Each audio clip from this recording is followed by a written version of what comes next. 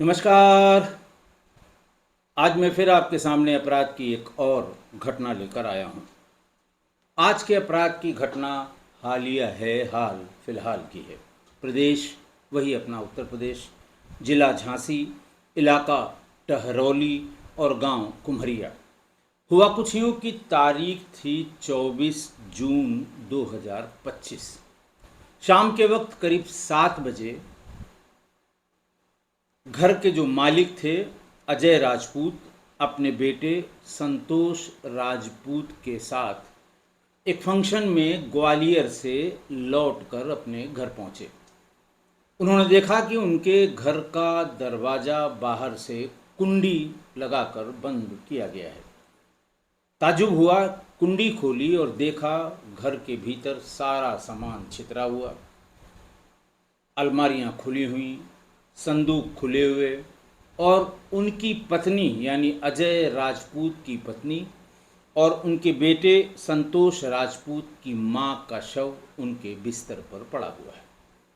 हल्ला मचाया, मोहल्ला गांव इकट्ठा हुआ, पुलिस को खबर हुई, पुलिस आई, मौके का मुआयना किया, एफएसएल की टीम आई, क्राइम ब्रांच की टीम आई, सारे एविडेंस इकट्ठा किए जाने लगे और प्राइमा फेसी ये लगा कि शायद बाहर के लोगों ने या जो अपराधी हैं उन्होंने उन लोगों ने डकैती या लूट के उद्देश्य से घर के भीतर हमला किया और महिला के जगने या उसके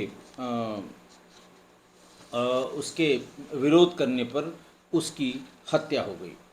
खैर, अजय राजपूत से पूछा गया तो उन्होंने कहा कि साहब मुझे शक किसी पे नहीं है, मेरी बड़ी बहू रागिनी वो घर से झगड़ा करती थी और फिर कोई 6 महीने पहले अपने मायके चली गई। मुझे शक है कि मेरी बहू रागिनी और उसके भाई ने मिलकर ये हत्या की होगी। खैर, हत्या का मामला था, पुलिस ने फ़ौरन एक नामजद रिपोर्ट रागिनी यानी जो वादी थे या जो अजय राजपूत थे उनकी बड़ी बहू और उसके भाई के खिलाफ एक मुकदमा लिख लिया। पुलिस ने मुकदमा लिखने के बाद तफ्तीश शुरू की, लेकिन जैसे ही रागिनी और उसके भाई को ये खबर लगी कि उसकी सास की हत्या हुई है और उन दोनों को उनके ससुर ने नामजद कराया है, वो सीधे थाने पहुंच गए और उन्होंने बताया कि साहब हमसे कोई लेना देना नहीं है, मैं 6 महीने से वहाँ गई नहीं हूँ और मेरे पूरे गांव से ये पूछ लिया जाए कि मैं और मेरा भाई पिछली रात यानी जिस दिन की ये घटना है, घटना वाली रात ग्वालियर में ही मैं अपने घर में रह रही थी, मैं अपने मायके में अपने घर में ही रही थी। खैर, पुलिस ने इस बात की तस्दीक की और ये बात सही भी निकली कि घटना वाले दिन रागिनी और उसका भाई दोनों अपने घरों में मौजूद थे। पुलिस ने आगे तफ्तीश शुरू की, परिवार का इतिहास जानना चाहा तो पुलिस को पता लगा, पूछा गया कि आप लोग गए कहाँ थे। तो उन्होंने कहा कि हमारा जो बेटा है संतोष, इसकी दूसरी पत्नी पूजा जाटव ये अलग रहती थी और झांसी में ही महानगर में एक मकान में अपने माँ बाप के पास रहती थी ये। तो संतोष के बच्चे का जन्मदिन था, उस जन्मदिन को मनाने के लिए, संतोष के बच्चे के जन्मदिन को मनाने के लिए मैं और मेरा बेटा संतोष वहाँ गए हुए थे। वहाँ पर मेरी जो बहू है, पहली वाली मतलब उसकी पहली पत्नी रागिनी तो अपने मायके में थी, ये भी अपने मायके में थी और इसके मायके में हम लोग संतोष के बच्चे का जन्मदिन मनाने के लिए गए थे। तो फिर पहली पत्नी और दूसरी पत्नी का जैसे ही नाम आया, पुलिस के कान खड़े हुए और उन्हें लगा कि ये हो सकता है कि जो इन्होंने रागिनी और उसके भाई को एफआईआर में नामजद किया हो वो सही हो और ये एक ही व्यक्ति की दो पत्नियों के झगड़े के कारण हो। खैर, फिर पूजा से पूछताछ हुई जिसके यहाँ ये लोग गए थे, तो उसने बताया कि साहब मेरे पति और मेरे ससुर मेरे यहाँ मेरे बच्चे के जन्मदिन पर आए हुए थे और उसके बाद वो यहाँ से जन्मदिन का फंक्शन मना के और फिर यहाँ से वो लोग चले गए थे। तो मैं तो यहीं थी, मेरा इस कांड से कोई लेना देना नहीं है। खैर, पूजा से जब पूजा की हिस्ट्री पता की गई तो ये पता लगा कि पूजा की शादी 11 साल पहले ओरछा के रमेश से हुई थी। वो पूजा स्वयं भी मध्य प्रदेश के ग्वालियर में रहती थी, वहीं की रहने वाली थी। उसका पति, जो पहला पति था, वो प्राइवेट जॉब में था। शादी के बाद पूजा और उसके पति का कुछ दिनों बाद झगड़ा होना शुरू हुआ। पूजा बहुत गुस्सैल प्रवृत्ति की थी, तो उसने अपने पति को सुपारी देकर मरवाने की कोशिश की। उसे गोली मारी गई, लेकिन उसका पति बच गया और उसने अपने पत्नी पूजा के खिलाफ एफआईआर कराई, जिसमें चार्जशीट हो गई और फिर पूजा उसकी डेट पर अदालत में जाने लगी। खैर, पुलिस का शक बढ़ता जा रहा था पूजा के प्रति। पुलिस ने पूजा को फौरन बुलवा लिया थाने पर और उससे पूछताछ शुरू की। जैसे ही बैकग्राउंड पता लगी, वैसे ही उससे पूछताछ शुरू की। पूछताछ में सारी बात, फिर पहले तो वो दाएं बाएं बताती रही, कई दिन तक पुलिस को गुमराह करती रही कि साहब मुझसे क्या मतलब है, मैं तो वहाँ थी, और सास से मेरे और मेरे पति से पूछ लीजिए, ये लोग भी मेरे साथ थे, ससुर और पति से पूछ लीजिए, ये लोग भी मेरे साथ थे, वहाँ इतनी दूर सास को किसने मार दिया, मैं कैसे बता सकती हूँ। लेकिन जब पुलिस अपने पर आई तो फिर उसने बताना शुरू किया। सबसे पहले पुलिस ने उससे उसकी पहली शादी के बारे में पूछा, और जैसे ही पहली शादी के बारे में पूछा, उसने वही बात बताई जो पुलिस को पता लगी थी कि 11 साल पहले ओरछा के रहने वाले रमेश से उसकी शादी हुई थी। फिर उसके बाद टकराव शुरू हुआ, फिर उसने गोली चलवा दी। गोली चलवाने के बाद एफआईआर लिखी गई, विवेचना हुई और फिर चार्जशीट सबमिट की गई। चार्जशीट सबमिट होने के बाद पूजा ने बताया कि वो महीने की 1 से 2 तारीखों पर, हर महीने में 1 या 2 तारीखें पड़ती थीं, तो उसमें वो कोर्ट में, ग्वालियर कोर्ट में उसको आना होता था। कोर्ट परिसर में ही उसकी मुलाकात कल्याण नाम के व्यक्ति से हुई। कल्याण पर उस वक्त लूट, मारपीट और धोखाधड़ी के 6 केस चल रहे थे। वह उसी की सुनवाई के सिलसिले में आता था और पूजा भी अपने पति पर गोली चलवाने वाले मुकदमे के सिलसिले में वहाँ आया करती थी। दोनों में जान पहचान हो गई, दोनों में आपस में बातचीत शुरू हुई। धीरे धीरे ये इश्क हुआ, इश्क फिर आगे बढ़ा, दोनों में संबंध हो गए और फिर दोनों ने डिसाइड किया कि हम लोग आगे की ज़िंदगी एक साथ व्यतीत करेंगे। लेकिन कल्याण राजपूत के सामने ये समस्या थी कि वो उसको अपने घर नहीं ले जा सकता था। जाति का अंतर था, पूजा जाटव थी, वो राजपूत थे। तो उसने महानगर में ही एक अलग से रूम, एक अलग से कमरा, एक अलग से फ्लैट ले लिया, जहाँ पर ये दोनों रहने लगे। उसने बताया कि हम लोग करीब 6 साल एक साथ रहे होंगे, लेकिन इसी बीच में कल्याण की एक एक्सीडेंट में मौत हो गई। जब कल्याण की एक्सीडेंट में मौत हो गई तो जिस मकान में हम रहते थे उसके किराए, खाने पीने और तमाम और खर्चों के लिए बहुत सी दिक्कतें होने लगीं। इन दिक्कतों के मद्देनज़र उसको, जब वो उसके पति कल्याण की मृत्यु हो गई तो उसके यहाँ उसके जेठ का आना जाना शुरू हुआ। इसलिए कि भाई मर गया, तुम उसकी पत्नी हो, तुम यहाँ क्यों रहती हो, चलो अपने घर में रहो, तुम्हारा ससुराल है, तुम्हें यहाँ रहने की ज़रूरत नहीं है, अकेले तुम्हारी ज़रूरतें पूरी नहीं होती हैं, चलो वहाँ हम लोग सब लोग मिल के तुम्हारी सारी ज़रूरतें पूरी करेंगे, तुम्हें कोई तकलीफ़ नहीं होगी, तुम्हें कोई परेशानी नहीं होगी। इस तरह की बात वो करते रहे, लेकिन पूजा के दिमाग में कुछ और था। पूजा ने फ़ौरन कल्याण के बड़े भाई संतोष से दोस्ती की और फिर उसके बाद उससे भी संबंध बना लिए। अपने पति कल्याण के बड़े भाई यानी अपने जेठ संतोष से संबंध बनाने के बाद उसका आधा काम हो गया। संतोष उसे अपने साथ अपने घर यानी उसके ससुराल ले गए। वहाँ पहुँची तो वहाँ उसका सबसे पहला विरोध हुआ संतोष की पहली पत्नी रागिनी से। लेकिन उसने कुछ ऐसा उलटफेर किया, चाल पेंच किया कि संतोष को उससे शादी करनी पड़ी। यानी विधिवत रूप से संतोष और पूजा पति पत्नी के तरह उसी घर में रहने लगे जहां उसकी पहली पत्नी रागिनी रहती थी। बहरहाल उसकी सास भी वहाँ पर रहती थी, सास ससुर भी रहते थे। और वो सास इसकी, वो सुशीला देवी उसका नाम था। सास अपनी बड़ी बहू यानी जो मूल पत्नी थी संतोष की, रागिनी, उसका ज़्यादा फेवर करती थी।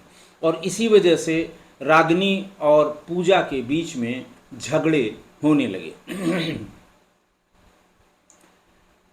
इन झगड़ों में ससुर भी बीच बीच में रागिनी का ही फेवर करने लगे। पूजा को लगा कि तीन लोगों से यानी सास, ससुर और पहली पत्नी से एक साथ निपट पाना मुश्किल है, तो उसने धीरे धीरे अपने ससुर पर भी डोरे डालना शुरू किया और जल्दी ही उसको भी अपने प्रेम पाश में बांध लिया। ससुर के भी संबंध अपने बहू पूजा से हो गए। अब उसका विरोध करने के लिए सिर्फ रागिनी और सास सुशीला देवी बची थी। खैर, ससुर को अपनी तरफ करते ही सबसे ज़्यादा प्रहार पहले उसने रागिनी पर करना शुरू किया, ससुर के माध्यम से, पति के माध्यम से। और उसे इतना प्रताड़ित किया कि घटना के 6 महीने पहले वो ये घर छोड़कर, कुम्हरिया छोड़कर वो अपने मायके चली गई। लेकिन उसका विरोध बदस्तूर जारी रहा। बहू रागिनी के घर छोड़कर जाने पर सास सुशीला देवी और बिफर गई। वो अब रोज पूजा को परेशान करने लगी, सताने लगी। और उसने देख लिया कि पूजा का अपने जेठ से तो उसने शादी ही कर ली प्रॉपरली, और अपने ससुर की भी गतिविधियां पूजा के प्रति संदिग्ध लगने लगी। अब पत्नी है, इतने सालों की शादी है, बड़े बड़े बच्चे हैं, इतना तो अंदाज सुशीला देवी को लग ही गया कि उसके पति यानी पूजा के ससुर का क्या संबंध धीरे धीरे पूजा से होता जा रहा है। वो इस बात से बहुत परेशान होने लगी।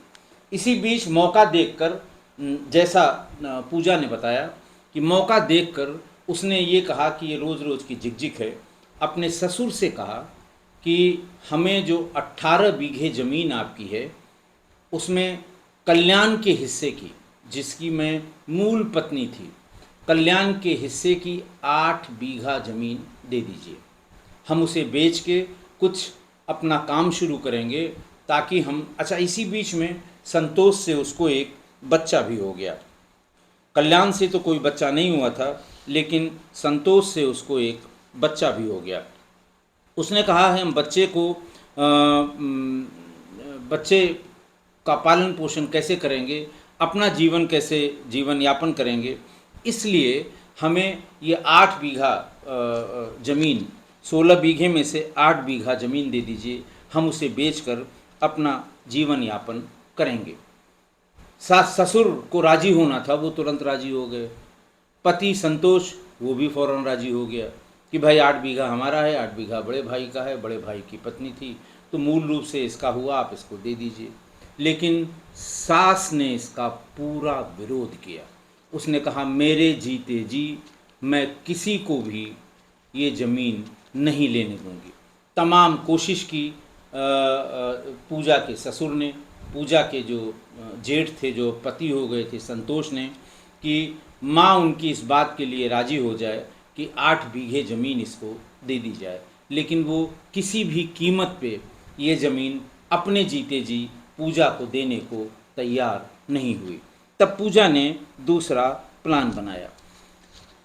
जब इसका खुलासा हुआ इस अपराध का, तो एसपी सिटी ज्ञानेंद्र कुमार सिंह ने इसकी प्रेस कॉन्फ्रेंस की और प्रेस कॉन्फ्रेंस में बताया कि प्लान के तहत पूजा ने अपने ससुर अजय को फ़ोन करके ये बताया कि जो बेटी हुई थी, संतोष से जो बेटी हुई थी, वो उसकी बेटी का जन्मदिन है इसलिए आपको ग्वालियर आना होगा। वो ग्वालियर चली गई थी, जहाँ की वो मूल रूप से रहने वाली है। तो आपको यहाँ आना होगा। अजय 22 जून को ग्वालियर पहुँच गया। फिर पूजा ने संतोष को कॉल किया। संतोष अपना काम धाम बताने लगी कि ये ज़रूरी है, वो ज़रूरी है। तब उसने कहा, लोगों से अलग हो जाइए, मैं फ़ोन पर आपको कुछ बताना चाहती हूँ। वो लोगों से अलग हुआ, यानी दूर हो गया लोगों से। तब पूजा ने उसको बताया कि मैं आपके बच्चे की माँ बनने वाली हूँ और मैं नहीं चाहती कि इस बच्चे को जन्म दूँ। आपका आना इसलिए ज़रूरी है, वैसे आप आएंगे तो लोग पूछेंगे क्यों गए थे, क्या गए थे। आप इसके जन्म दिवस पर आइए और मैं इस बच्चे का मेडिकल टर्मिनेशन ऑफ प्रेगनेंसी कराना चाहती हूँ। आपका रहना ज़रूरी है, बिना आपके ये डॉक्टर मानेंगे नहीं, लिहाजा आप चले आइए। ये बात सुनते ही संतोष को लगा कि ये बहुत ही गंभीर बात है, मुझे जाना चाहिए। संतोष ललितपुर में शराब के ठेके पर काम करता था। 22 जून को उसके पिता अजय राजपूत वो पहले ही पहुंच गए थे अपने बहू पूजा के बुलावे पर, और 23 जून को संतोष भी पूजा के पास पहुंच गया और सब पूछने लगा कि क्या करना है, किस डॉक्टर से बात की है और कैसे कराना है, दुनिया भर की बातें वो करने लगा। जब ये इंश्योर कर लिया पूजा ने कि सास सुशीला अब घर पर एकदम अकेली है, तो उसने 24 जून को 23 जून को ये संतोष वहाँ पहुँच गए थे, 22 जून को ससुर पहुँच गए थे, 24 जून को उसका बर्थडे था। तो 24 जून को पूजा की बहन कमला को उसने फ़ोन किया कि अब वो अकेली है, तुम और तुम्हारा बॉयफ्रेंड अनिल ये कुम्हरिया चले जाओ। ये लोग पहले से ही तैयार कर रखा था, प्लान उसने बना रखा था, जहरीला नींद का इंजेक्शन पहले से खरीद रखा था। ये दोनों सुशीला के घर पहुंच गए। बहन और उसका प्रेमी अनिल। बाइक इन्होंने गांव के बाहर खड़ी कर दी। दोनों पैदल घर के भीतर गए। दरवाज़ा खटखटाया, सुशीला ने दरवाज़ा खोला। इन दोनों को देखते ही सुशीला बिदक गई, बिल्कुल भड़क गई कि तुम लोग क्यों आए हो, तुमसे क्या लेना देना, जब तुम्हारी बहन हमारे साथ ये बर्ताव कर रही है, हमारी बड़ी बहू को उसने पहले ही यहाँ से भगा दिया है, तुम लोग यहाँ क्या करने आए हो। इसी बीच अनिल ने मौका देखकर उसे धक्का देकर गिरा दिया और उसे घसीट के भीतर उसके कमरे में ले गए और दोनों ने मिलकर उसे बेहोशी का इंजेक्शन जो ले आए थे वो लगा दिया और फिर गला घोंट कर उसकी हत्या कर दी। इस घटना को लूट दिखाने के लिए उसने अलमारी में रखे हुए जेवर और कैश निकाल लिया, पूरे घर का सामान बिखेर दिया और फिर दोनों ग्वालियर आ गए। 24 जून की शाम को बर्थडे के सारे सेलिब्रेशन के बाद अजय और संतोष अपने घर पहुंचे झांसी। देखा कि कुंडी बाहर से बंद है। कुंडी खोलकर अंदर गए तो पूरे घर का सामान बिखरा पड़ा था। कमरे के बेड पर पत्नी सुशीला की लाश पड़ी थी। शोर मचाया। फिर उसके बाद पड़ोसियों ने बताया कि जब आप घर पर नहीं थे तब एक महिला और एक युवक आपके घर आए थे। तो अजय का पहला शक अपनी बड़ी बहू रागिनी, यानी जिस पत्नी रागिनी के होते हुए संतोष ने पूजा से शादी कर ली थी, अपने छोटी भाई की पत्नी से, उसी रागिनी पर उसका शक गया कि एक महिला और एक पुरुष का मतलब कि रागिनी और उसका भाई यहाँ आया होगा, उन्होंने ही इस हत्याकांड को अंजाम दिया है। और इन दोनों को नामजद करके ससुर ने हत्या और लूट की FIR लिखवा दी। उन्होंने पुलिस को बताया कि 8 महीने से रागिनी अपने मायके में है और उससे यानी ससुर से उसका विवाद चल रहा है। मुकदमे की खबर लगते ही रागिनी और उसका भाई अशोक दोनों शाम को सीधे थाने पहुंच गए और अशोक नहीं, आकाश, रागिनी और आकाश थाने पहुंच गए और उन्होंने खुद को बेकसूर बताया और ये कहा कि पूछ लिया जाए हमारे गांव में जाकर कि हम कहाँ थे। पुलिस ने एक टीम भेजकर रागिनी और आकाश के बातों का सत्यापन कराया और ये पाया कि ये बिल्कुल सही है कि ये लोग उस दिन झांसी में नहीं थे, ग्वालियर में अपने ही घर पर थे। उसके बाद फिर वही जब इतनी सब बातें पुलिस को पता लग गईं तो नेचुरली पुलिस का शक पूजा की तरफ गया। पूजा पुलिस को गुमराह करती रही और कहती रही कि साहब जब सास की हत्या हुई तो पति और ससुर मेरे घर पर थे, मुझे क्या पता कि मेरी सास को किसने मार डाला। लेकिन फिर वही कि जब पुलिस अपने पर आ गई तो सारी चीज़ें उसने एक एक करके तोते की तरह बता दी कि कैसे कैसे ये सब हुआ था। उसने बताया कि मैंने ही ग्वालियर के हजीरा में रहने वाली छोटी बहन कमला उर्फ कामिनी और उसके प्रेमी अनिल वर्मा को पहले से ही तैयार रखा था। जहर और नींद का इंजेक्शन उनके पास बिल्कुल रेडी रखा हुआ था। और जब मेरे ससुर और मेरा पति दोनों मेरे घर पर आ गए झांसी में, तो मैंने फ़ौरन अपनी छोटी बहन कामिनी और उसके प्रेमी से बात की कि बढ़िया मौका है, वो अकेली है, जाकर उसे मार दो। पुलिस ने फिर पूजा और उसकी बहन कामिनी उर्फ कमला को गिरफ्तार कर लिया। नशे के इंजेक्शन और उसकी सिरिंज बरामद कर ली। संतोष ने बताया कि मेरे भाई कल्याण पर कई केस दर्ज थे, 10 से ज़्यादा मुकदमे उस पर थे। वो तारीख पर कोर्ट में जाता था। पूजा भी अपने पति पर गोली चलवाने के केस में तारीख पर आती थी। दोनों में दोस्ती हो गई, प्यार हो गया और बाद में कल्याण की मौत हो गई। पूजा भी पति पर गोली चलवाने वाले केस में बरी हो गई और मैं ही उसे, जहाँ ये लोग लिव इन में रहते थे, वहाँ से उसे घर लाया, मगर उसने मेरी ही माँ का मर्डर कर दिया। मौत पर वो घर नहीं आई। अच्छा, पुलिस को शंका भी इस बात की हुई कि पहली वाली बहू तो फ़ौरन थाने पर आई और फिर घर भी गई, लेकिन पूजा अपनी सास के मरने पर कतई वहाँ पर नहीं गई और जब पूछा गया तो उसने कहा कि मेरी तबीयत खराब है, मैं नहीं आ सकती। जिस बाइक से हत्यारे आए थे वो भी सीसीटीवी कैमरों में ग्वालियर की ओर जाते हुए दिखाई पड़ गए और इसी शक की बिना पर पुलिस ने पूजा को उठाया था। लिहाजा इन तीनों को गिरफ्तार करके जेल भेजा गया। आज की घटना देखिए, एक अकेली महिला ने एक पूरे परिवार को नचा कर रख दिया। पहले अपनी पति को गोली चलवा दी उस पर, वो तो भाग्यशाली था बेचारा, जान से बच गया। कोर्ट में एक अपराधी अपने मुकदमों के सिलसिले में आया करता था और महिला पति पर गोली चलवाने वाले मुकदमे के सिलसिले में जाती थी। और महिला को ऐसे ही एक आदमी की ज़रूरत थी जो मजबूत हो, अपराधी हो, ताकि उसका बचाव हो सके।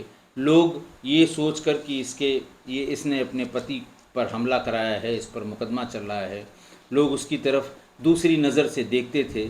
लिहाजा एक मजबूत आदमी का साथ चाहिए था, तो उसने उस पर डोरे डाले और उससे संबंध बना लिए। लेकिन वो कभी ससुराल नहीं गई, क्योंकि कल्याण उसको ससुराल ले नहीं जा सकता था। पूरा गांव राजपूतों का था, वो जानता था कि इसके गांव में जाते ही बवाल हो जाएगा। लिहाजा महानगर में एक पूरा सेटअप, पूरा फ्लैट लेकर वहीं ये दोनों लिव इन रिलेशन में रहने लगे। लेकिन 6 साल तक लिव इन में रहने के बाद कल्याण की एक सड़क हादसे में मृत्यु हो गई और इतने दिनों में 6 साल तक साथ रहते रहते उसने कल्याण और उसके परिवार की सारी प्रॉपर्टी का एक एक इंच जान लिया। जैसे ही कल्याण की मृत्यु हुई, उसको लगा कि अब अगर ससुराल वालों ने उसको बाहर कर दिया तो उसे 1 इंच ज़मीन भी नहीं मिलेगी, कोई पैसा नहीं मिलेगा और फिर वो सड़क पर आ जाएगी। लिहाजा मातम पुरसी के लिए जब जेठ उसके घर पहुंचते थे तो उन पर भी उसने वही अपना रागमाला जितनी हो सकती है वो चलाई और उन्हें अपने वश में कर लिया, संबंध बना लिए। तब उसने कहा कि अब यहाँ रहने की ज़रूरत नहीं है, तुम मेरे साथ घर पे रहो, तुम घर की बहू हो। वहाँ जाते ही संतोष की पत्नी ने हल्ला काटा तो इसने शादी कर ली, ताकि ये कहने को न हो कि मैं किसी दूसरे को लाया हूँ, मैं इससे शादी कर लूँगा। वो दोनों वहाँ पर पति पत्नी की तरह रहने लगे और रागिनी इसका विरोध करती रही। तीसरे पति, ये उसका तीसरा पति था, यानी दूसरे पति के बड़े भाई यानी जेठ के साथ जब वो रहने लगी तो उसका विरोध उसके ससुर और सास और पहली वाली पत्नी, ये 3 लोग करते थे। और संतोष और वो इसका मुकाबला करते थी। पूजा, उसको लगा कि सबसे पहले तो ससुर को अपनी तरफ किया जाए। उसने ससुर को भी अपने प्रेम जाल में फंसाकर उससे संबंध बना लिए। अब सास और पति की पहली पत्नी यही विरोध करती रहीं। पहली पत्नी को इतना परेशान किया, इतना प्रताड़ित किया कि वो घर छोड़कर करीब 8-9 महीने पहले अपने मायके चली गई। अब घर में सिर्फ सास बची जो उसका विरोध करती थी, क्योंकि पति और ससुर दोनों पूजा के कब्जे में थे।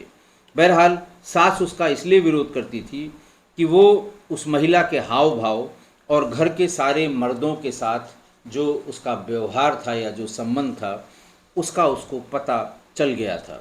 और इन सभी मर्दों को, सास को छोड़कर ससुर और अपने पति को उसने अपनी बिटिया के जन्मदिन के बहाने ग्वालियर बुलवा लिया और बहन और उसके प्रेमी से अपनी सास को मरवा दिया।